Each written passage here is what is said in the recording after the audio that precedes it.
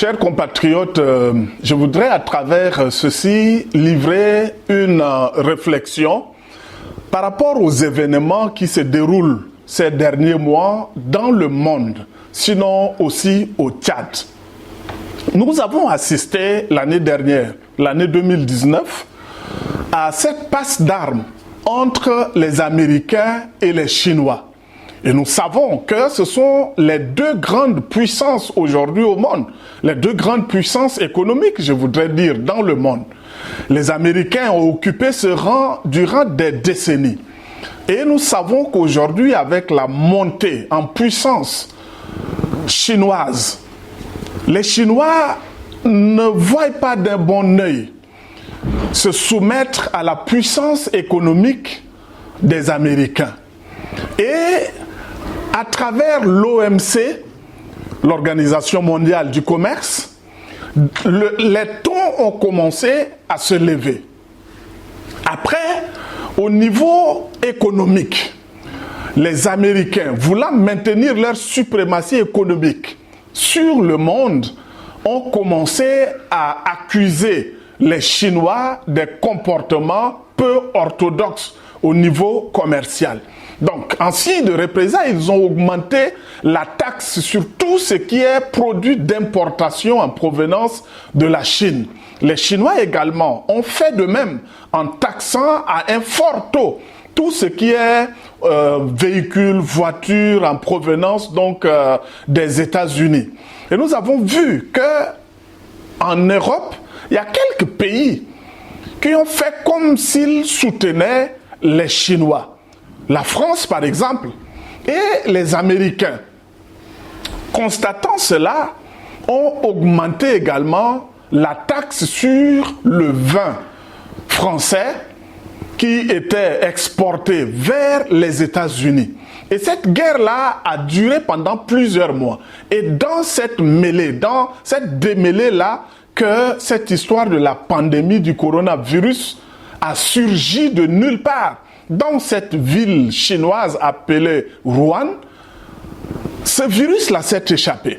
Et moi, j'ai utilisé le mot « échappé » parce que j'emprunte ce mot à ce scientifique français qui a parlé sur RFI au milieu du mois de mars en demandant à ses collègues scientifiques chinois de dire la vérité au sujet donc de ce virus-là appelé le coronavirus. Parce que, selon lui, ce virus a été conçu par l'Institut Pasteur, qui est basé en France.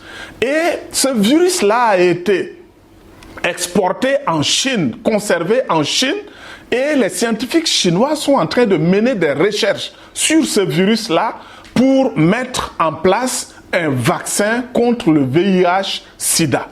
Et c'est pendant que ces scientifiques-là sont en train de manipuler ce virus, selon ce scientifique français, que ce virus-là s'est échappé. Et à le comprendre, c'est comme si le virus s'est échappé par erreur. Mais moi, je voudrais qu'on ouvre les yeux. L'erreur peut être volontaire également. On peut laisser quelque chose s'échapper et après dire non, c'est une erreur.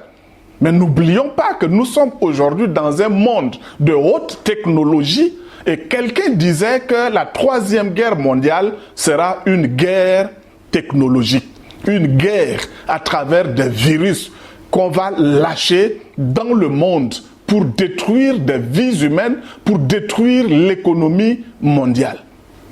Les Américains, Donald Trump précisément, lorsque le virus s'est échappé, quelques semaines après, il a commencé à accuser la Chine et jusqu'aujourd'hui, il maintient son accusation contre la Chine.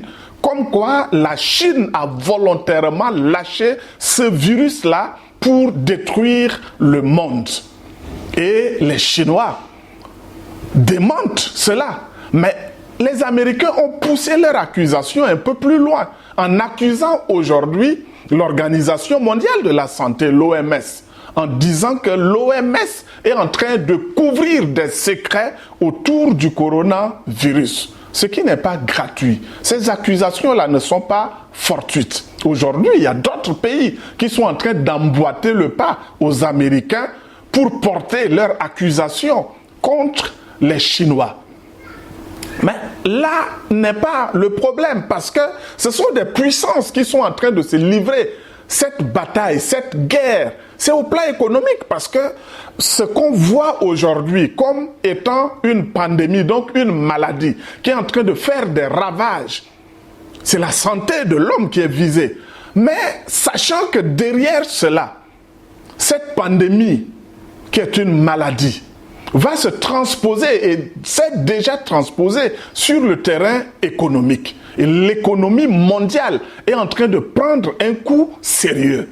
Et nous, ici au Tchad, sinon en Afrique, nous ne sommes pas préparés pour affronter une telle crise. Parce que cette crise-là va frapper durement l'économie. Surtout l'économie africaine et précisément dans notre cas tchadien. Cette crise qui est comme de l'amusement va nous frapper de plein fouet. Mais est-ce que nous sommes préparés? Parce que je voudrais attirer notre attention en disant que ces genres de guerres, ces genres de crises vont se multiplier dans les années à venir. Parce que chaque puissance va chercher à avoir le contrôle du monde, le contrôle économique pour se tirer d'affaire. Parce que la jeunesse est exigeante aujourd'hui quant à l'emploi, quant à une bonne vie, quant à l'éducation et tout. La jeunesse dans le monde entier aujourd'hui est revendicative. Mais pour satisfaire cette jeunesse-là, ces grands pays, entre guillemets, vont chercher à avoir le contrôle économique mondial. Mais qu'est-ce que nous allons devenir, nous, Africains? Précisément, nous, Tchadiens. Lorsque cette pandémie avait commencé, j'avais attiré l'attention du gouvernement à travers une vidéo. Et ils l'ont reçue. J'ai des preuves. Les ministres, le président de la République, ils ont suivi nos propositions. Ils me l'ont dit, d'ailleurs. Où j'avais dit qu'il fallait créer un comité de réflexion économique pour l'après-Covid-19. Parce que cette pandémie va avoir une répercussion économique et une répercussion sociale. Parce que tout ce qui est économique a une répercussion sociale. Ça va jouer sur des familles. Des gens vont perdre leur emploi. Des entreprises vont fermer. Et c'est déjà le cas aujourd'hui.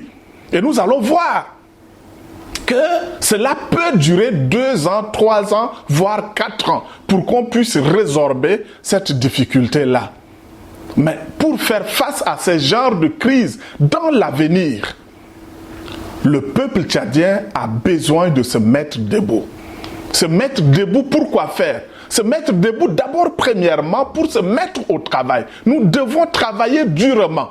Mais pas travailler à l'aveuglette comme le gouvernement actuel nous propose.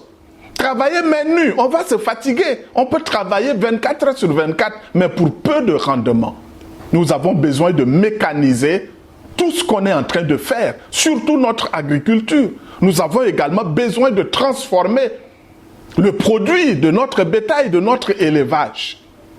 Mais aujourd'hui, nous consommons au Tchad même des petites choses comme le riz, on importe. Même l'huile végétale, on importe. On importe le riz, on importe l'huile, on importe du sucre, on importe des habits, on importe tout. Tout ce qui est besoin de première nécessité sont importés.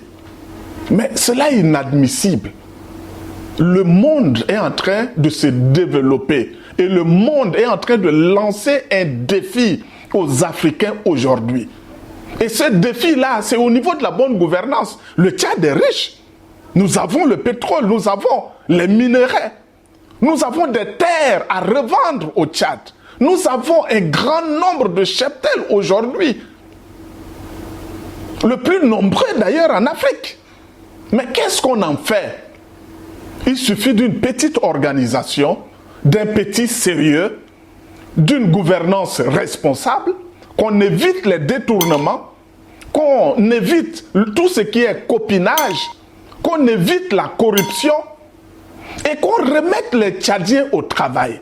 Que l'homme qu'il faut soit à la place qu'il faut. Aujourd'hui, la jeunesse tchadienne a étudié. Les gens ont fait de longues études dans tous les domaines possibles. Ils n'attendent que ça. Ils n'attendent qu'on les mette tout simplement sur les rails pour qu'ils travaillent, pour aider la population à se sortir d'affaires. Mais nos gouvernants actuels ne se soucient pas du tout de la jeunesse. Pas du tout de la jeunesse. Et cela est inadmissible. Ça ne peut pas continuer ainsi. Nous devons nous ressaisir.